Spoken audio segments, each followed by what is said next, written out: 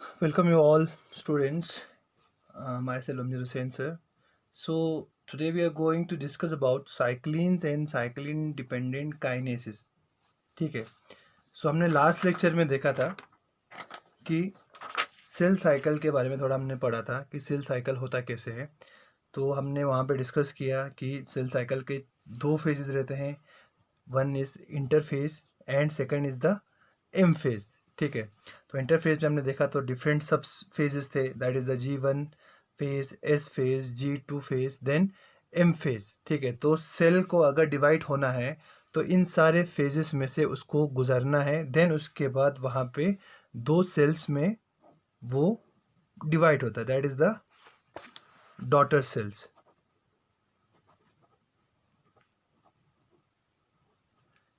ठीक है.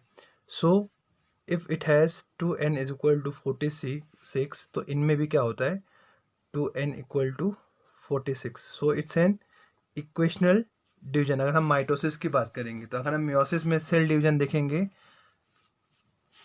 तो अगर हम माइटोसिस की बात करेंगे तो आपको इक्वल अमाउंट ऑफ क्रोमोसोम दिखेंगे दोनों सेल्स में. अगर हम मियोसिस की बात करेंगे तो आपका जो सेल है जो डिवाइड हो रहा है तो मेनली 4 सेल्स में डिवाइड होते हैं. और अगर उसका पेरेंट DNA होगा 2n is equal to 46 example के तौर पे हम ले रहे हैं, तो जो डॉटर सेल्स होंगे उनमें जो क्रोमोसोम नंबर है वो हाफ हो जाएगा. That is n equal to 23. So it's an divisional division. ठीक है. तो इसमें जो क्रोमोसोम नंबर होता है वो क्या हो जाता है, हाफ हो जाता है. ठीक है. और अगर हम माइटोसिस की बात करेंगे तो वहाँ पे जो क्रोमोसोम नंबर है वो इक्वली डिस्ट्रीब्यूट होगा किसमें, डॉटर सेल में. दैट इज़ अगर पेरेंट का 46 होगा तो जो डॉटर सेल्स है उसमें भी 46 नंबर ऑफ क्रोमोसोम्स होंगे और वहाँ पे सिर्फ दो सेल्स डिवाइड होंगे. और अगर हम मियोसिस की बात करेंगे, मियोसिस में हम सेल डिवीजन देखेंगे तो वहाँ पे आपको जो पेरेंटल क्रोमोसोम नंबर 46 होगा तो जो डॉटर सेल्स है उनमें आपको हाफ नंबर ऑफ क्रोमोसोम्स देखने को मिलेगा. That is it's an reductional division जहाँ पे क्या होता है जो क्रोमोसोम नंबर है वो रिड्यूस हो जाता है. ठीक है. और this is a equational division जिसमें जो क्रोमोसोम नंबर क्या होगा वो सेम होगा. ठीक है. तो ये थोड़ा डिफरेंस है किसके, मियोसिस और माइटोसिस के सेल डिवीजन में. तो आपको पता है मियोसिस मेनली किस में होते हैं, जो तो मियोसिस मेनली जो सेक्स सेल्स है जिसको हम क्या बोलेंगे, गैमिट्स. तो मेनली गैमिट्स में आपको मियोसिस देखने को मिलेगा और बाकी जो सोमेटिक सेल्स है उसमें आपको माइटोसिस देखने को मिलेगा. तो ये दोनों एक डिफरेंस है इन दोनों में. ठीक है. ऐसे बहुत सारे डिफरेंसेस है. मैं आपको एक कॉमन इनके सेल डिवीजन में बता रहा हूँ कि एक इक्वेशनल डिवीजन है और एक रिडक्शनल डिवीजन है. ठीक है. तो जो क्रोमोसोम नंबर है वो हाफ होगा किसमें, मियोसिस में. और क्रोमोसोम नंबर वो डिवीजन के बाद सेम रहेगा किसमें, माइटोसिस में. तो हमने लास्ट लेक्चर में देखा था कि जो सेल अगर डिवाइड हो रहा है या रिप्रोड्यूस हो रहा है तो वो कुछ स्टेजेस के थ्रू पास होता है. दैट इज़ द इंटरफेस और एम फेज. तो इंटरफेस में वो अपना ज़्यादा से ज़्यादा वक्त गुजारता है. ठीक है. तो जो मैक्सिमम टाइम है दैट इज़ द 90% या 95% हम जिसको बोलेंगे तो उसका जो टाइम है वो कहाँ स्पेंड करता है, वो इंटरफेस में स्पेंड करता है जिसमें आपका G1 एस फेज और G2 फेज आता है. और बाद में जब उसका माइटोसिस होता है या उसका डिवीजन होता है, मेन जो डिवीजन फेज है that is the M phase, जहाँ पे एक्चुअली जो सेल है वो डिवाइड होता है किसमें, दो डॉटर सेल्स में. ठीक है. तो हमने देखा था कि G1 में भी ग्रोथ होता है. एस फेज में मेनली जो DNA है उसका रेप्लिकेशन होता है, क्रोमोसोम का डुप्लीकेशन होता है. देन G2 फेज है उसमें भी उस पर्टिकुलर सेल का ग्रोथ होता है और वो प्रिपेयर होता है किसके लिए, to enter in the main divisional phase. That is the M phase या माइटोसिस फेज या मियोसिस फेज. ठीक है. जहाँ पे वो सेल्स एक्चुअली डिवाइड करता है दो डॉटर सेल्स में. ठीक है. तो हमने ये देखा कि वो एक फेज़ से दूसरे फेज़ में जाता है, दूसरे फेज़ से तीसरे फेज़ में, तीसरे फेज़ से फाइनली जो एम फेज़ है उसमें जाता है। तो वो अपने हिसाब से नहीं जाता है, बल्कि उनको कोई प्रोटीन्स हैं या कुछ ऐसे एंजाइम्स है जो उनको कंट्रोल करता है, ठीक है? जो उनको कंट्रोल करता है ताकि वो G1 फेज़ में से G2 फेज़ में एंटर हो, देन G2 फेज़ में से वो G1 से एस फेज़ में, एस फेज़ से G2 फेज़ में, देन G2 फेज़ से वो एम फेज़ में एंटर हो। तो वहाँ पे कुछ प्रोटीन्स रहते हैं जो इनको रेगुलेट करता है, उस सेल को रेगुलेट करता है कि आपको G1 फेज़ में इतना टाइम रहना है, आपको एस फेज़ में इतना टाइम रहना है, आपको G2 फेज़ में इतना टाइम रहना है और आपको एम फेज़ में इतना टाइम रहना है, ठीक है? तो वो प्रोटीन्स इस सेल साइकिल को क्या करता है, टोटली कंट्रोल करता है। तो उन प्रोटीन्स को हम क्या बोलते हैं, उन प्रोटीन्स को हम बोलते हैं cyclins and cyclin dependent kinases, ठीक है? साइक्लिन्स एंड सीडीके, इसको हम सीडीके शॉर्ट फॉर्म में सीडीकेस भी बोलते हैं, ठीक है? Cyclins and cyclin dependent kinases, ठीक है? तो ये जो प्रोटीन है वो आपके सेल को कंट्रोल करता है एक फेज़ से दूसरे फेज़ में एंटर होने के लिए, फिर दूसरे फेज़ से तीसरे फेज़ में एंटर होने के लिए, देन तीसरे फेज़ से चौथे फेज़ में। तो ये पूरे कंट्रोल्ड मैनर में रहता है किसके, इस साइक्लिन और साइक्लिन डिपेंडेंट काइनेसिस के पास, ठीक है? तो ये कैसा है, फॉर एग्ज़ाम्पल अगर आपको यहाँ से जाना है आपको कारगिल से जाना है लेह, या लेह से आपको जाना है मनाली, या कारगिल से आपको जाना है फॉर एग्ज़ाम्पल श्रीनगर, ठीक है? तो हम एग्ज़ाम्पल ले लेंगे, आपको श्रीनगर से मनाली जाना है, ठीक है? थ्रू लद्दाख। तो आप क्या करोगे, तो हमें पता है कि श्रीनगर से कारगिल के लिए आपको बस मिलती है, ठीक है? तो वो बस आप एग्जांपल ले सकते हो एक साइकिल इंडिपेंडेंट काइनेज का, ठीक है? और उसके बाद वो बस कौन चलाता है, that is the driver. Driver को आप कंसिडर कर सकते हो, दैट इज़ द साइकिलिन, ठीक है? तो अगर आपको श्रीनगर से कारगिल पहुंचना है तो आपको क्या करना पड़ेगा, आपको अ, बस भी चाहिए और आपको ड्राइवर भी चाहिए, ठीक है? तो बस is the cyclin dependent kinase और आपका ड्राइवर है साइक्लिन, ठीक है? तो बस को चलाने के लिए आपको ड्राइवर चाहिए, ठीक है? बस को चलाने के लिए आपको ड्राइवर चाहिए, तो मैं जस्ट कंसिडर करने के लिए आपको बोल रहा हूँ, ठीक है? तो जब तक अगर बस होगी, ड्राइवर नहीं होगा, तब भी आप कारगिल से श्रीनगर नहीं पहुँचोगे। अगर ड्राइवर होगा, बस नहीं होगा, तब भी आप कारगिल से श्रीनगर नहीं पहुँचोगे, सॉरी श्रीनगर से कारगिल नहीं पहुँचोगे। तो क्या इम्पोर्टेंट है यहाँ पे कि आपको ड्राइवर भी होना है और आपको बस भी चाहिए, ठीक है? जब दोनों अवेलेबल होंगे तभी आप क्या कर पाओगे, तभी आप श्रीनगर से कारगिल आ पाओगे, ठीक है? सो वैसे ही काम है साइक्लिन और साइक्लिन डिपेंडेंट काइनेजेस का, ठीक है? तो अगर आपका जो सेल है उसको जीवन में एंटर होना है तो आपको वहाँ पे उसको साइक्लिन और साइक्लिन डिपेंडेंट काइनेज चाहिए, ठीक है? अगर उसको G2 में आना, एस फेज़ में आना है तो वहाँ पे अलग साइक्लिन साइक्लिन डिपेंडेंट काइनेज चाहिए। फॉर एग्जांपल आपको श्रीनगर से तो यहाँ तक छोड़ दिया कारगिल तक, ठीक है? उसके बाद वो उससे आगे नहीं जाएगा, तो आपको श्रीनगर से कारगिल से आपको लेह अलग बस लेनी पड़ेगी, ठीक है? तो आपको वहाँ पे अलग बस मिलेगी और वहाँ पे अलग ड्राइवर होगा, ठीक है?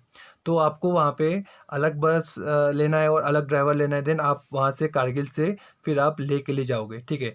बट कुछ एक्सेप्शंस है जहाँ पे आपका ड्राइवर सॉरी बस सेम होगा, ड्राइवर चेंजेस होंगे, ठीक है? तो बट अगर हम नॉर्मली देखेंगे तो हमेशा साइक्लिन को आप एज ए ड्राइवर कंसिडर करो और एक साइक्लिन डिपेंडेंट काइनेज को आप बस कंसिडर करो। आपको श्रीनगर से कारगिल पहुंचना है तो आपको एक साइक्लिन और एक ड्राइवर और एक बस चाहिए, देन आपको श्रीनगर से ले जाना है तो वहाँ पे आपको दूसरा साइक्लिन, दूसरा बस और ड्राइवर चाहिए, देन वहाँ से आपको मनाली जाना है तो वहाँ पे आपको अलग साइक्लिन और बस और ड्राइवर चाहिए, ठीक है? वैसे ही सेम टू सेम है यहाँ पे अगर हम इसकी बात करेंगे, that is the cell cycle की बात करेंगे तो यहाँ पे भी डिफरेंट साइक्लिन और साइक्लिन डिपेंडेंट काइनेजेस होते हैं, ठीक है? जो आपके सेल को एक फेज से दूसरे फेज में लेके जाएगा, ठीक है? फॉर एग्जांपल अगर हम G1 की बात करेंगे तो वहाँ पे साइक्लिन CDK 4 और 6 रहता है और साइक्लिन D, तो ये आपका बस है CDK 4 6 और साइक्लिन D आपका क्या है, दैट इज़ द ड्राइवर, ठीक है? तो ये आप क्या क्या करता है, G1 फेज से आप उस सेल को लेके जाता है कहाँ तक, स्टार्ट पॉइंट तक, ठीक है? स्टार्ट पॉइंट, फिर स्टार्ट पॉइंट से आपको दूसरा साइक्लिन और साइक्लिन डिपेंडेंट काइनेस मिलेगा जो आपके सेल को एस फेज में लेके जाएगा, ठीक है। तो वैसे ही एस फेज में दूसरे साइक्लिन और साइक्लिन डिपेंडेंट काइनेस होंगे जो आपके सेल को G2 फेज में लेके जाएगा। तो वैसे ही G2 में अलग साइक्लिन और साइक्लिन CDK फेज होगा जो आपको M फेज में लेके जाएगा आपके सेल को। तो फाइनली वहाँ पे M फेज में भी अलग साइक्लिन और साइक्लिन डिपेंडेंट काइनेस होंगे जो आपको आपके सेल को M फेज से फाइनली उसका सेल डिवाइड करके दो डॉटर सेल्स में उसको डिवाइड कर देंगे। ठीक है। तो ये साइक्लिन और साइक्लिन डिपेंडेंट कुछ प्रोटीन्स हैं जो आपके सेल साइकिल को कंट्रोल करता है और आपके सेल को प्रोग्रेस करता है एक फेज से उसके प्रोग्रेशन में हेल्प करता है from one phase to second phase. ठीक है। So cyclins are a family of regulatory proteins that control the progression of the cell cycle. ठीक है। तो साइक्लिन्स क्या है? Cyclins are family of regulatory proteins. वो रेगुलेशन करता है किसका? That control the progression of cell cycle. ठीक है। जो सेल साइकिल के प्रोग्रेशन को कंट्रोल करता है, that is from entering from one phase to second phase to third phase to the different phases जो आपको एक सेल साइकिल में देखने को मिलता है। ठीक है। So cyclins activate. तो साइक्लिन्स एक्चुअल में क्या करते हैं? Cyclins activate cyclin dependent kinases, that is the CDKs, which control cell cycle processes through phosphorylation। ठीक है। तो ये जो साइक्लिन क्या करता है? साइक्लिन उसके पार्टनर को, ठीक है, दैट इज द CDK। ठीक है। साइक्लिन CDK को एक्टिवेट करता है, देन वो CDK अपने टारगेट प्रोटीन्स को फॉस्फोराइलेट करके सेल साइकिल को एक फेज से दूसरे फेज में लेके जाता है। ठीक है। तो CDK का काम क्या है? That is it phosphorylate the target proteins.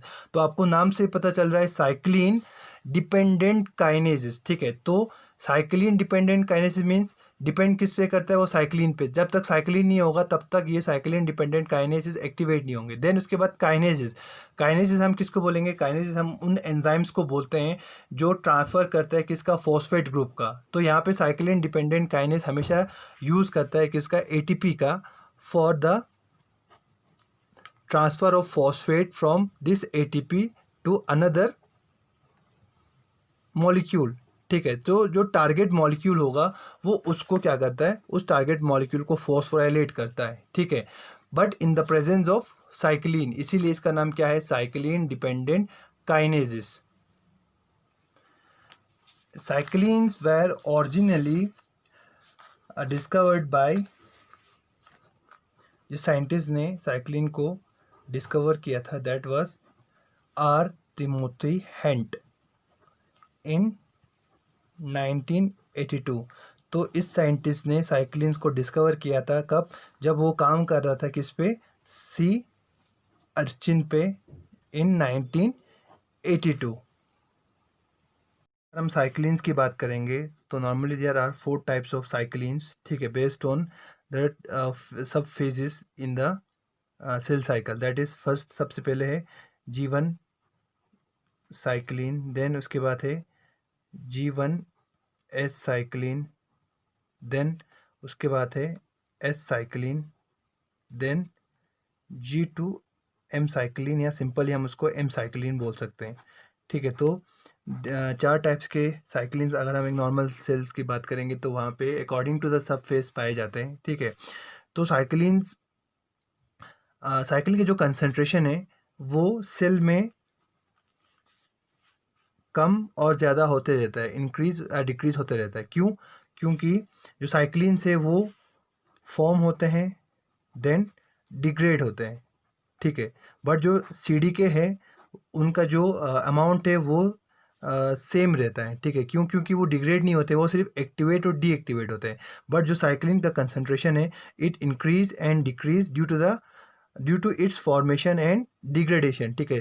For example G1 में साइक्लिन फॉर्म हुआ तो वो G2 में G1 एस फेज में डिग्रेड हो जाएगा। फिर G2 G1 G S phase का जो साइक्लिन है वो वहाँ पे दूसरा साइक्लिन फॉर्म होगा। देन एस फेज में एंटर होने से पहले वो साइक्लिन डिग्रेड हो जाएगा। वैसे ही G2M में जो साइक्लिन है वो फिर से वहाँ पे नए साइक्लिन्स फॉर्म होंगे और जो पीछे के जो साइक्लिन्स है वो डिग्रेड हो जाएंगे, ठीक है। तो साइक्लिन्स क्या होते हैं? फॉर्म होते हैं और डिग्रेड होते हैं,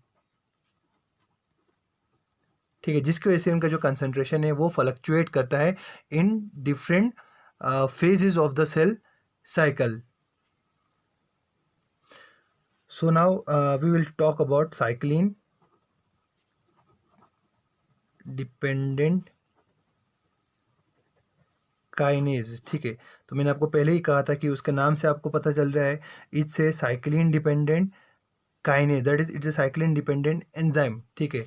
तो ये जो एंजाइम है इस वो किस पे डिपेंड करता है? अगर हम यहाँ पे डायग्राम बनाएंगे ऐसे ही, फॉर एग्जांपल जनरल CDK का, तो it's depend always depends on cyclin, ठीक है। तो मैंने आपको बताया कि साइक्लिन फॉर्म होते हैं और डिग्रेड होते हैं, बट जो साइक्लिन डिपेंडेंट काइनेज है वो इनएक्टिवेट और एक्टिवेट होते हैं, ठीक है। इनका कंसंट्रेशन अगर हम सेल में देखेंगे तो वो सेम रहता है, बट उनकी जो एक्टिविटी है वो डिफ़र करती है, ठीक है। तो वो एस फेज के साइक्लिन्स एस फेज के CDKs तभी एक्टिवेट होंगे जब एस फेज के साइक्लिन्स एक्टिवेट होंगे, ठीक है, या वहाँ पे फॉर्म होंगे, ठीक है। तो एम फेज के CDKs तभी एक्टिवेट होंगे जब वहाँ पे एस फेज का साइक्लिन फॉर्म होगा, ठीक है। तो वो सिर्फ एक्टिवेट और इनएक्टिवेट होते हैं, ठीक है। जहाँ जो अगर हम साइक्लिन की बात करेंगे तो वो फॉर्म्ड और डिग्रेड होते हैं, उनका फॉर्मेशन और डिग्रेडेशन होता है, ठीक है। तो जिसकी वजह से उनका जो कंसंट्रेशन है वो फ्लक्चुएट करता है, बट साइक्लिन डिपेंडेंट काइनेज का जो कंसंट्रेशन है वो फ्लक्चुएट नहीं करता है, वो throughout the cell cycle same रहता है, बट उनकी एक्टिविटी डिफर करती है। दैट इज़ वो किसी किसी फेज़ में वो एक्टिव रहते हैं, किसी किसी फेज़ में वो इनएक्टिव हो जाते हैं, ठीक है। तो अगर हम साइक्लिन डिपेंडेंट काइनेज की बात करेंगे, तो अगर हम यीस्ट की बात करेंगे तो यीस्ट में one type of cyclin dependent kinase पाया जाता है, किसमें? यीस्ट में। और अगर हम मेटाजोन की बात करेंगे या हाई एनिमल्स की बात करेंगे तो उसमें आपको 9 टाइप्स के CDKs पाए जाते हैं, ठीक है। और उस CDKs में से 4 CDKs बहुत ही इंपॉर्टेंट रोल प्ले करते हैं, किसमें? सेल साइकिल में। तो CDK का मेन रोल क्या रहता है, ठीक है? जब वो साइक्लिन के साथ बाइंड होता है तो जो CDK है in association with cyclin phosphorylate the target proteins, ठीक है। तो वो क्या करते हैं, जो CDK और साइक्लिन कॉम्बिनेशन है, ठीक है, that is the cyclin and the CDK, ये जो टारगेट प्रोटीन्स हैं, ठीक है, जो भी टारगेट प्रोटीन होगा, 1 2 जितने भी प्रोटीन्स होंगे, ठीक है, 1 हम यहाँ पे एग्जांपल ले रहे हैं 1 2 3, तो ये जो प्रोटीन्स हैं जो टारगेट है उनका, तो इन टारगेट प्रोटीन्स को वो क्या करते हैं, ये जो कम्प्लेक्स फॉर्म हुआ है CDK साइक्लिन का, वो उनको फॉस्फोराइलेट करता है, that is the addition of phosphate group, ठीक है, उनके ऊपर फॉस्फेट ग्रुप ऐड कर देता है, ठीक है। तो जिससे ये जो प्रोटीन्स है या तो वो हाईली एक्टिव हो जाएंगे, हाईली एक्टिव हम सिंपल ऐसा बोल सकते हैं, या तो वो प्रोटीन्स एक्टिवेट हो जाएंगे या तो वो प्रोटीन्स इनएक्टिवेट हो जाएंगे, ठीक है। जो भी उनका टारगेट प्रोटीन होगा, ठीक है, या तो वो एक्टिवेट हो जाएंगे या तो वो इनएक्टिवेट हो जाएंगे। अगर हम एस फेज़ की बात करेंगे, अगर एस फेज़ के साइक्लिन CDK एक्टिवेट हो गए तो वो एस फेज़ के प्रोटीन्स को, जो एस फेज़ में हमें चाहिए प्रोटीन, उनको एक्टिवेट करता है। अगर हम एस फेज़ के एक प्रोटीन का एग्जाम्पल लेंगे तो that is the DNA polymerase. Mainly हमें पता है एस फेज़ में क्या होता है, एस फेज़ में DNA रेप्लिकेशन होता है। तो DNA रेप्लिकेशन कौन करता है? DNA पॉलीमरेज करता है। तो DNA पॉलीमरेज क्या करेगा? DNA polymerase mainly S phase में रेप्लिकेशन करवाएगा। तो हमें पता है कि एस फेज़ में DNA पॉलीमरेज इंपॉर्टेंट है। तो एस फेज़ के साइक्लिन CDK क्या करता है, डीएनए पॉलीमरेज को एक्टिवेट कर देगा। जो मैं एक एग्जांपल दे रहा हूँ आपको, तो वैसे ही जो एस फेज़ में जो भी प्रोटीन्स हमको चाहिए, सिर्फ डीएनए पॉलीमरेज नहीं, वहाँ पे बहुत सारे एंजाइम्स रहते हैं, जैसे कि एसएसबी प्रोटीन है, सिंगल स्ट्रैंडेड प्रोटीन है, प्राइमेस है, या दूसरे हैं ऐसे फॉर एग्जाम्पल टोपो आइसोमेरेज हैं, जो रेप्लिकेशन में पार्टिसिपेट करते हैं।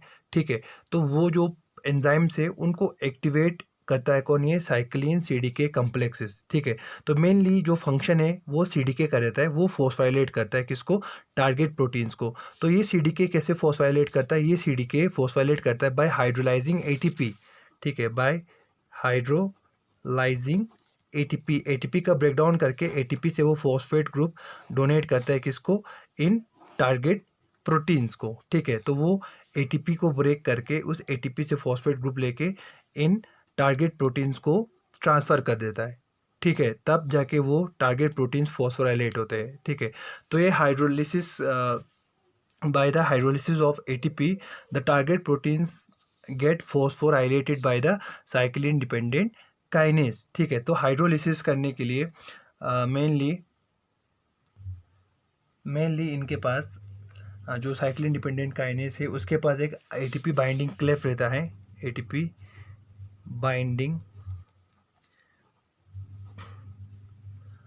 Binding cleft whose ability is to bind ATP. ठीक है, जो वो क्या करता है, इस एटीपी बाइंडिंग क्लेफ्ट में आके एटीपी बाइंड होता है और इसके बाद फिर एटीपी का हाइड्रोलिसिस होता है, फिर उस एटीपी से जो फॉस्फेट है वो ट्रांसफ़र होता है। ठीक है, तो जब ये जो सीडीके है जब ये इनएक्टिवेट फॉर्म में होता है, ठीक है, जब ये इनएक्टिवेट फॉर्म में होता है, इनएक्टिवेट फॉर्म में, तो उस टाइम पे ये एटीपी के साथ बाइंड नहीं हो पाता है, क्योंकि जो एटीपी बाइंडिंग क्लेफ्ट है इट्स क्लोज। ठीक है, तो वो अवेलेबल नहीं रहता है एटीपी के लिए, तो वो अवेलेबल होना इसके लिए इम्पॉर्टेंट है। तो ये भी एक इसका क्या है, रेगुलेशन है, सीडीके का रेगुलेशन है, जिसके थ्रू जो सीडीके वो एक्टिवेट होता है। ठीक है, तो नॉर्मली वो इनएक्टिवेट फॉर्म में एटीपी इसके साथ बाइंड नहीं हो पाता है। जब एटीपी बाइंड नहीं होगा तो वहाँ पे टारगेट प्रोटीन्स का फॉस्फोराइलेशन नहीं होता। तो पहले वहाँ पे एटीपी जो एटीपी बाइंडिंग क्लेफ्ट है उसका अवेलेबल होना बहुत इंपॉर्टेंट है, उसका ओपन होना इंपॉर्टेंट है। तो उसको कंट्रोल करता है मेनली दो चीज़ें। एक तो है उस एटीपी बाइंडिंग क्लेफ्ट में एक लूप रहता है, that is the flexible T loop. ठीक है, flexible T loop, that is a threonine loop. ठीक है, तो वो वहाँ पे प्रेजेंट रहता है। तो वो टी लूप क्या करता है, वो टी लूप अगर हम ऐसे एक डायग्राम दिखाएंगे तो यहाँ पे थ्रियोनिन प्रेजेंट रहता है, तो वो एटीपी का वहाँ पे एटीपी को वहाँ बाइंड होने से रोकता है। ठीक है, वहाँ पे इनहिबिट करता है, एटीपी को वहाँ पे बाइंड होने नहीं देता है। जो एटीपी बाइंडिंग क्लेफ्ट है वहाँ पे बाइंड होने से उसको रोकता है। ठीक है, कौन, ये जो फ्लेक्सिबल टी लूप है। तो मेनली फ्लेक्सिबल टी लूप में जो अमाइनो एसिड्स है वो दैट इज़ द थ्रियोनिन। ठीक है, कौन सा amino acid is the threonine, वो अमीनो एसिड्स प्रेजेंट रहता है थ्रियोनिन। ठीक है, तो जब वो थ्रियोनिन वहाँ प्रेजेंट होगा, ठीक है, इन अंडर फॉस्फोराइलेटेड फॉर्म, तो वो उसको रोकता है एटीपी को, इस एटीपी बाइंडिंग क्लेफ्ट से एटीपी को बाइंड होने के लिए। ठीक है, तो जब इस थ्रियोनिन का क्या होगा, फॉस्फोराइलेशन होगा, तब जब ये थ्रियोनिन फॉस्फोराइलेट होगा तब वो थ्रियोनिन वहाँ से हट जाता है। ठीक है, वहाँ से जो एटीपी बाइंडिंग क्लेफ्ट है वहाँ से रिमूव हो जाता है। ठीक है, मीन्स वो एटीपी बाइंडिंग क्लेफ्ट को अब अवेलेबल करवाता है किसको, मेनली जो एटीपी हाइड्रोलिसिस के लिए। और साथ साथ में ये तो एक है जो फ्लेक्सिबल टी लूप है, उसका फॉस्फोराइलेशन होता है, वो एक है जो एटीपी बाइंडिंग क्लेफ्ट को अवेलेबल करवाता है। और दूसरा साथ साथ में जो बाइंडिंग ऑफ साइक्लिन है, जब साइक्लिन बाइंड होगा, तो बाइंडिंग ऑफ साइक्लिन, तो जब साइक्लिन बाइंड होगा इस सीडीके पे, ठीक है, साइक्लिन जब सीडीके पे बाइंड होगा तब इस सीडीके में ऐसे कन्फर्मेशनल चेंजेस आ जाएंगे जो मेनली एक्टिव साइट्स पे। ठीक है, उसके एक्टिव साइड में ऐसे कन्फर्मेशनल चेंजेस आ जाते हैं जिससे ये जो टी लूप है, ठीक है, जो फॉस्फोराइलेट हुआ था वो वहाँ से हट जाएगा और जो एटीपी बाइंडिंग क्लेफ्ट है वो अवेलेबल हो जाएगा। ठीक है, अवेलेबल हो जाएगा। और जो इंपॉर्टेंट कुछ अमाइनो एसिड्स रहते हैं जो एक्टिव साइट में पार्टिसिपेट करते हैं, जो एक्टिव साइट्स में होना बहुत इंपॉर्टेंट है, वो एक्टिव साइट्स में पहुंच जाते हैं by this conformational change due to the binding of cyclin. ठीक है, जब बाइंडिंग ऑफ साइक्लिन हो तो वहाँ पे कन्फर्मेशनल चेंजेस होंगे जो एक्टिव साइट्स में कन्फॉर्मेशनल चेंजेस जो क्या करता है उस एटीपी बाइंडिंग क्लेफ्ट को और अवेलेबल कर देता है किसके लिए, एटीपी बाइंडिंग के लिए और जो सबस्ट्रेट बाइंडिंग है उसके लिए। ठीक है, जब सबस्ट्रेट और एटीपी दोनों बाइंड होंगे तब ये जो सीडीके है वो क्या करेगा, उस एटीपी के एनर्जी को यूज़ करेगा और साथ साथ में उस एनर्जी को यूज़ करके वो जो टारगेट प्रोटीन से उसको फॉस्फाइलेट कर देगा। ठीक है, तो मेन एक है जो फ्लेक्सिबल टी लूप है उसका उसका फॉस्फाइलेशन होना इंपॉर्टेंट है। ठीक है, ताकि जो एटीपी बाइंडिंग क्लेफ्ट है वो अवेलेबल हो सके और साथ में जो साइक्लिन का बाइंड होना इंपॉर्टेंट है इस सीडीके पे ताकि वो सीडीके एक्टिवेट हो जाए। ठीक है, तो ये दोनों अगर हम इन फ्यूचर आगे पढ़ेंगे नेक्स्ट लेक्चर में कि जब सीडीके का रेगुलेशन कैसे होता है। ठीक है, तो हम उस टाइम पे पढ़ेंगे। तो फिलहाल आप इतना याद रखो कि जो टी लूप है उसका फॉस्फोराइलेशन होने से और साथ में जो साइक्लिन का बाइंडिंग होने की वजह से जो ये सीडीके है दे इट गेट्स एक्टिवेटेड। ठीक है, तो जब ये दो चीज़ें होंगी that is the phosphorylation of T loop and the binding of cyclin. ठीक है, तो ये जब दो चीज़ें होंगी तो then the ATP binding cleft will expose for ATP hydrolysis. और एक पॉइंट आप नोट कर दो, जितने भी साइक्लिन से it contains a conserved 100 amino acid cyclin box. ठीक है, तो जितने भी साइक्लिन्स है उनमें क्या रहता है, एक 100 अमीनो एसिड का एक साइक्लिन बॉक्स प्रेजेंट रहता है। तो जब साइक्लिन और साइक्लिन डिपेंडेंट काइनेज प्रेजेंट होंगे, ठीक है, और जब साइक्लिन और साइक्लिन डिपेंडेंट काइनेज कंबाइन होंगे और जब साइक्लिन डिपेंडेंट काइनेज एक्टिवेट होंगे तब ये दोनों क्या करते हैं, वो रेगुलेट करते हैं सेल साइकिल को bye promoting activities for their respective stages. ठीक है, और जिस फेज़ में कौन सा साइक्लिन चाहिए वो वहाँ पे फॉर्म होता है और किस फेज़ में कौन सा साइक्लिन नहीं चाहिए तो उसमें वो साइक्लिन डिग्रेड हो जाता है। तो हम सिंपल ऐसा भी बोल सकते हैं like cyclin CDK complex regulate, हम सिंपल यहाँ पे ऐसे लिख सकते हैं, cyclin CDK complexes regulate the cell cycle both by promoting activities for their respective stages। ठीक है, और साथ साथ में and by inhibiting activities for future cell cycle stages that must not yet be reached। तो वो क्या करता है, साइक्लिन सीडीके कम्प्लेक्स रेगुलेट करता है सेल साइकिल को।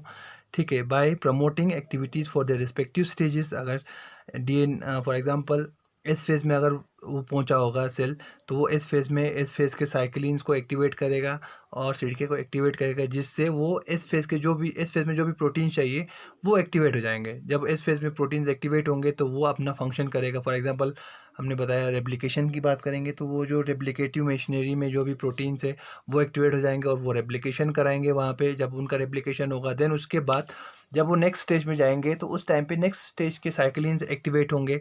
जब नेक्स्ट स्टेज के साइक्लिन्स एक्टिवेट होंगे तो जो पुराने इस स्टेज के जो साइक्लिन्स थे वो डीएक्टिवेट हो जाते हैं। ठीक है, तो उनका डिग्रेडेशन हो जाता है। तो इस तरीके से क्या करता है, सेल साइकिल को कंट्रोल करता है और सेल एक बार आगे बढ़ गया है तो वो वापस उस सेल को वापस से उस स्टेज में नहीं लाते हैं। ठीक है, तो वो फॉरवर्ड की तरह काम करता है, रिवर्स की तरह काम नहीं करता है।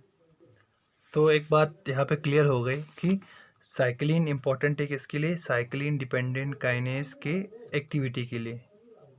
ठीक है, जब साइक्लिन होगा तभी वो साइक्लिन सीडीके के साथ बाइंड होगा।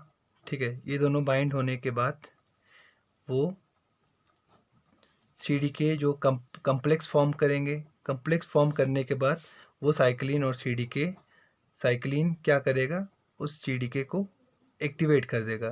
ठीक है, तो हमने एक प्रोसेस हमने बताया कि वो एक्टिवेट कैसे होता है जो ये कम्प्लेक्स है, that is by phosphorylation of the T loop, ठीक है, और दूसरा साइक्लिन के बाइंड होने से। तो आपको यहाँ से पता चल रहा है कि एक तो साइक्लिन के साथ जब सीडीके बाइंड होगा या सीडीके साइक्लिन के साथ बाइंड होगा तब ये एक्टिवेट होगा, और दूसरा जब इस सीडीके का एक अमीनो एसिड है दैट इज़ द थ्रियोनिन जो टी लूप में पाया जाता है, जब ये थ्रियोनिन फॉस्फोराइलेट होगा तब जाके ये सीडीके एक्टिवेट होगा, ठीक है। तो जब ये दोनों प्रेजेंट होंगे और इसके जो अमीनो एसिड्स है वो एक्टिवेट होंगे या उनको फॉस्फोराइलेट करने के बाद जब एक्टिव होगा तब जाके वो अब रेडी होगा कि इसके लिए जो टारगेट प्रोटीन है उनको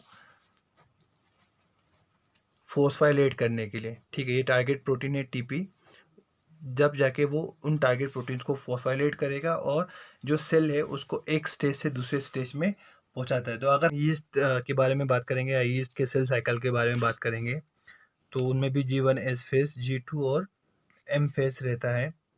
तो उनमें जो साइक्लिन सीडीके कम्प्लेक्स है, साइक्लिन और सीडीके कम्प्लेक्स, ठीक है, तो वो किस तरीके से होता है और कौन से साइक्लिन्स कैसे किस फेज में पार्टिसिपेट करते हैं वो हम इस डायग्राम के थ्रू देखेंगे।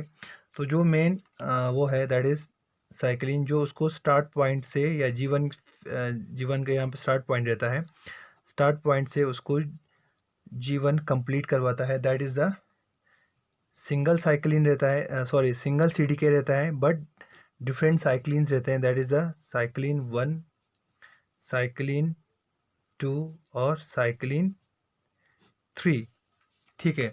तो ये जो साइक्लिन सीडीके कम्प्लेक्स है दैट इज़ द सीडीके 1, और जो साइक्लिन इसमें C1 साइक्लिन 1 भी हो सकता है, साइक्लिन 2 भी हो सकता है, साइक्लिन 3, वो क्या करता है उसको G1 फेस पूरा क्रॉस करा के जो स्टार्ट पॉइंट है, जिसमें मैंने आपको कल डिस्कस किया था कि स्टार्ट पॉइंट वो पॉइंट है जहाँ पे जो ये सेल है वो डिसाइड करता है कि उसको सेल साइकिल में एंटर होना है कि नहीं है, ठीक है। अगर न्यूट्रिशन वहाँ पे न्यूट्रिशन अवेलेबल होगा, फेवरेबल कंडीशन होगा या फेवरेबल इन्वायरमेंट वहाँ पे उसको मिलेगा, तभी वो इस स्टार्ट पॉइंट को क्रॉस करके देन G1 कंप्लीट करेगा, ठीक है। तो जो G1 में पार्टिसिपेट करता है cell cyclin, that is the cyclin 1, cyclin 2, cyclin 3, और सीडीके है कौन सा, सीडीके 1, ये किस में, यीस्ट में, मेनली बडिंग यीस्ट में, ठीक है। देन उसके बाद अब वो एस फेज तक पहुंच गया सेल साइकिल, उसके बाद एस फेज से उसको G2 फेज तक पहुंचाता है कौन, that is the same CDK है, सीडीके 1, बट साइक्लिन क्या है इसमें, साइक्लिन डिफरेंट है, दैट इज़ साइक्लिन 5 और साइक्लिन 6, ठीक है। तो ये जो साइक्लिन है आपको ये दिमाग में रखना है, ठीक है।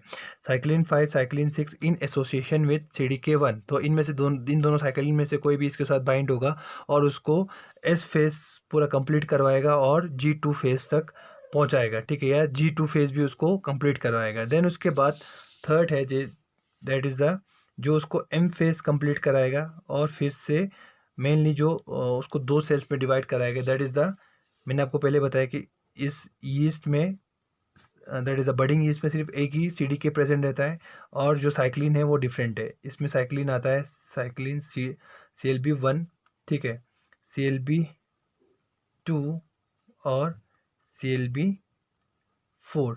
तो ये 4 टाइप्स के साइक्लिन्स हैं, 3 टाइप के साइक्लिन्स हैं जो उसको एम फेस कंप्लीट करवाता है और वहाँ पे ये सेल्स क्या होंगे, डिवाइड होंगे। तो हम इस तरीके से भी लिख सकते हैं लाइक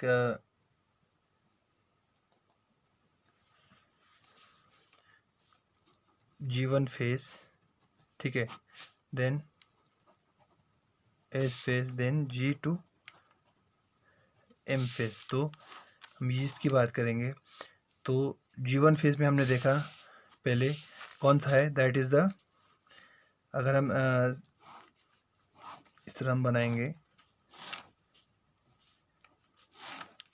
ठीक है, एक यहाँ पे हम साइक्लिन लिखेंगे, यहाँ पे सीडीके लिखेंगे, ठीक है। तो अगर हम साइक्लिन की बात करेंगे तो मेनली साइक्लिन आता है किस इसमें कौन सा, दैट इज़ साइक्लिन 1, ये क्या है, G1 type of special cyclin है, साइक्लिन 1, साइक्लिन 2 और साइक्लिन 3। CDK कौन सा है, मैंने आपको बताया कि वहाँ पे सिंगल CDK रहता है, दैट इज़ द CDK 1, जिसको कभी कभार CDC 28 भी कहा जाता है, CDC 28 भी कहा जाता है। तो अगर आपने किसी किसी बुक्स में CDC 28 देखा तो आप कंफ्यूज मत होना, ठीक है। तो उसके बाद एस फेज की हम बात करेंगे तो वहाँ पे CLB, that is the it's a special type of B type cyclin, ठीक है। CLB 5 बी टाइप साइक्लिन, इसलिए CLB लिखा है यहाँ पे, साइक्लिन B6, ठीक है। और सेम CDK 1, ठीक है, साइक्लिन CDK, ठीक है। तो ये जो cyclin B5 that is B type of cyclin 5 और B type of cyclin 6 in combination with CDK 1, ठीक है। तो वो क्या करता है, उसको एस फेस क्रॉस कराता है। देन उसके बाद है थर्ड G2M फेस साइक्लिन, ठीक है। तो उसमें मेनली कौन सा साइक्लिन आता है, दैट इज़ द इसी B type, special B type cyclins के टाइप्स रहते हैं, that is the cyclin B1, cyclin B2, cyclin B3 और साइक्लिन B4, ठीक है। और CDK कौन सा है, CDK is the same, that is the CDK 1 या CDC 28।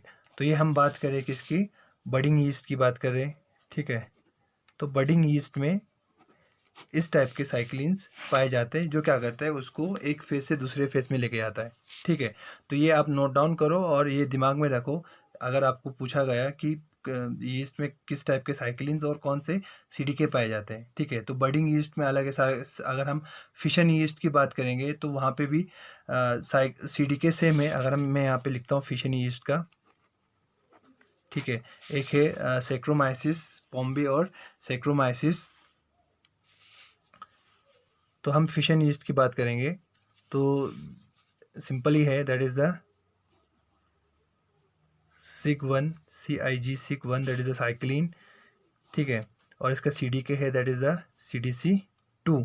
तो इसमें क्या है, इस फिशन यीस्ट में भी जो CDK है वो सेम है, that is the single CDK, that is the CDC2, CDC2, ठीक है। बट जो साइक्लिन है वो डिफरेंट है, यहाँ पे साइक्लिन 2 CIG2 ये इसका साइक्लिन है। देन अगर हम उसकी बात करेंगे CDC G2M फेस की बात करेंगे तो वहाँ पे CDC13 यूज़ होता है, ठीक है। तो G1 फेस के लिए CIG1 that is a cyclin and CDK कौन सा है, दैट इज़ अ CDC2, किसके लिए, मेनली G1 फेस के लिए, किसमें, फिशन यीस्ट में। तो वैसे ही इस फेस की बात करेंगे तो यहाँ पे आप देख सकते हैं CIG2 this is the cyclin and CDC2 it is the CDK, ठीक है। तो तीनों में दोनों यीस्ट में क्या सिमिलरिटी है कि जो CDK है दोनों में से एक सिंगल CDK है, बट साइक्लिन्स क्या है, डिफरेंट है, ठीक है। तो अब हम जाएंगे हायर एनिमल्स में, हायर यूकैरियोट्स में। तो वहाँ पे साइक्लिन्स भी डिफरेंट रहते हैं और साथ साथ में जो CDK है वो भी डिफरेंट रहता है। अगर हम हायर यूकैरियोट्स की बात करेंगे तो उसमें डिफरेंट CDKs के साथ साथ डिफरेंट साइक्लिन्स के साथ साथ डिफरेंट CDKs भी प्रेजेंट रहते हैं। तो अगर हम बात करेंगे ये एनिमल सेल की बात करेंगे तो यहाँ पे जो G1 से उसको एस फेज तक जो ट्रांजिशन करवाता है, that is the CDK2, CDK4 और CDK6 in association with cyclin D and E। तो यहाँ पे देख सकते हो, अब देखो यहाँ पे G1 से रिस्ट्रिक्शन पॉइंट को क्रॉस करा के लेके जाता है कौन, CDK4 and 6 in presence of cyclin D। तो डिफरेंट टाइप्स के साइक्लिन D रहते हैं, D1, D2, D3, D1, D2 and D3। तो ये जो साइक्लिन और CDK कम्प्लेक्स है वो सेल को G1 फेज का जो रिस्ट्रिक्शन साइड है उससे वो उसको आगे लेके जाता है। देन उसके बाद जो दूसरा है that is the CDK2 cyclin E, वो लेट G1 में एक्सप्रेस होता है, ठीक है। मेनली यहाँ पे इसमें भी दो टाइप्स के साइक्लिन रहते हैं, E1 एंड E2, ठीक है। देन उसके बाद जो ये साइक्लिन CDK2 और साइक्लिन E कम्प्लेक्स है ये रिक्वायर है किसके लिए, mainly G1 to S transition के लिए, ठीक है, एंड इनिशिएशन ऑफ DNA, ठीक है। किसके लिए रिक्वायर्ड है ये, that is transition from G1 to S, ठीक है। और दूसरा इनिशिएशन ऑफ रेप्लिकेशन, ठीक है। ये जो साइक्लिन CDK कम्प्लेक्स है वो इन दो चीज़ों के लिए मेनली इम्पॉर्टेंट है। देन जो कम्प्लेक्स है CDK2 और साइक्लिन ए, ठीक है, इसमें भी 2 टाइप्स के साइक्लिन होते हैं, A1 एंड A2। मेनली ये फंक्शन करते हैं किसके लिए? Progression of cell through S phase, उस सेल को एस फेज से निकालने के लिए, उसको प्रोग्रेशन करने के लिए, ठीक है। देन उसके बाद है तीसरा, दैट इज़ द CDK1। और जो भी CDK1 और जो साइक्लिन ए है, ये क्या करता है, उसको G2 फेज से एम फेज तक, ये उसका G2 फेज कंप्लीट करवाता है और उसको एम फेज में लेके जाता है, ठीक है, along with another cyclin, that is the cyclin B, ठीक है। तो CDK1 और cyclin B have also different types of cyclin, that is the B1, B2 and B3, ठीक है। तो ये जो CDK1, साइक्लिन ए और साइक्लिन बी कम्प्लेक्स है, वो क्या करता है, उस सेल को G2 से निकाल के एम फेज कंप्लीट कराता है पूरा, ठीक है। तब वहाँ पे जाके क्या होगा, सेल्स डिवाइड होंगे। तो ये डिफरेंट टाइप्स के साइक्लिन से along with its different types of CDK partners, ठीक है। तो जब ये साइक्लिन्स एक्टिवेट होंगे, ठीक है, तभी जाके जो सेल है वो अपना सेल साइकिल कंप्लीट करेगा। तो हमने यीस्ट में देखा कि वहाँ पे सिंगल CDK था, बट हायर यूकेरियोट्स में क्या है, डिफरेंट साइक्लिन्स के साथ साथ डिफरेंट CDK भी प्रेजेंट है। So this is all about the cyclin and cyclin dependent kinase. तो अगर हम जनरली बात करेंगे तो इनका क्या फंक्शन रहता है, ठीक है। तो अगर हम CDK G1 साइक्लिन डी की बात करेंगे तो ये mainly it reacts to the outside signal such as growth factors or mitogens. अगर ग्रोथ फैक्टर्स होंगे वहाँ प्रेजेंट, तब जाके ये CDK साइक्लिन डी जो कम्प्लेक्स है वो एक्टिवेट होगा। एक्टिवेट होने के बाद वो उस सेल को G1 फेज में से जो रिस्ट्रिक्शन साइट है उसको क्रॉस करा के, जो रिस्ट्रिक्शन साइट है मैंने आपको कल बताया था कि restriction site is same as the start point in eukaryotes, in yeast, ठीक है। यीस्ट में से स्टार्ट पॉइंट है, तो वो मेनली स्टार्ट पॉइंट से कैसे आगे बढ़ता है, जब वहाँ पे न्यूट्रिएंट्स प्रेजेंट होंगे। तो यहाँ पे क्या है, यूकेरियोट्स के केस में जब वहाँ पे ग्रोथ फैक्टर्स प्रेजेंट होंगे तभी वो इस रिस्ट्रिक्शन साइट से आगे जा पाते हैं, ठीक है। तो जो ग्रोथ फैक्टर्स वहाँ अवेलेबल होंगे तो साइक्लिन CDK4 ये एक्टिवेट होंगे और वो उसको G1 फेज से, जो रिस्ट्रिक्शन साइट से निकाल के फिर वो एस फेज की तरफ लेके जाएंगे। देन अगर हम साइक्लिन E, N, A और CDK2 की बात करेंगे तो ये मेनली जो सेंट्रोजोम है उसके डुप्लीकेशन को रेगुलेट करता है, ठीक है।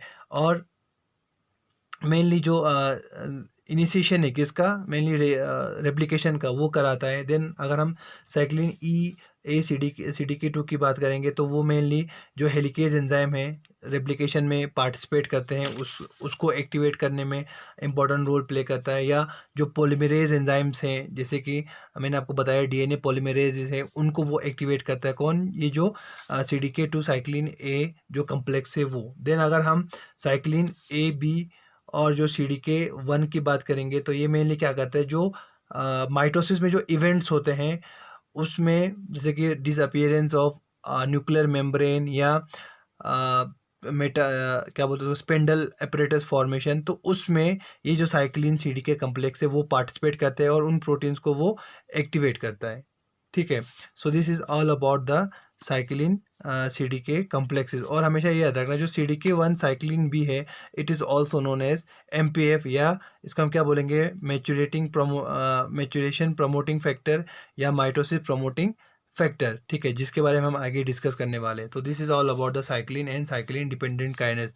तो अगर आपको एक बार आप देख लेना बुक पे, जो मैंने आपको नोट्स प्रोवाइड किए हैं उसमें आप एक बार देख लेना। अगर आपको कोई भी चीज़ समझ में नहीं आए तो आप यू कैन आस्क मी, ठीक है। Thank you.